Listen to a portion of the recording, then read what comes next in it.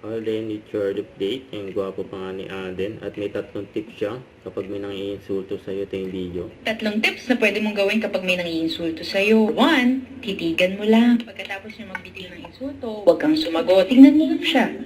Yun, no? Grabe. Titigan We ni encourage Alden. people to Kahit na-interview be kay Alden. positive, to stay positive, and bring out the best in each other when it comes to the postings on social media. It's very much healthy. Makaka-create pa tayo ng mas magandang community with this, and we can use our platforms for the benefit of the common good. Yun, no? Kaya nga si Alden sa Anak TV Awards. Ang congrats kay Alden, 2 awards yan. What hard Tapos work Miss can Karen reward. Davila. Kasi ito po ang kwento ng buhay niya. Naging artista po si Alden Richards dahil ito ang pangarap ng nanay niya. Mahirap po sila noon. Siya ang nagbangon sa kanyang pamilya.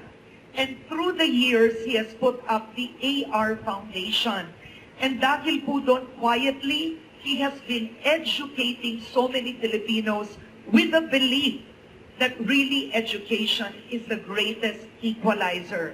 Everybody, please welcome Alden Richards. Yun, no? Ang tinawag na si Alden. Congrats kay Alden. Yan sa Anak TV Awards. Ang 2 awards ni Alden. Ang Hall of Famer. Saka Makabata Star.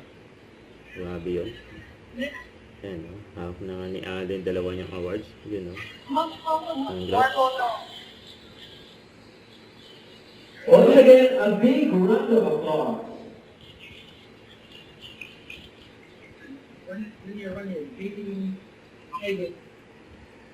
Congratulations, Mr. Alden Richards, for this Santos Ask Makabata Hall of Famer. Truly deserving. And it is now time for the much-awaited award. Don't forget to subscribe, click the notification bell for more updates. This is Richard Action Vlog. Stay tuned for more videos. See ya.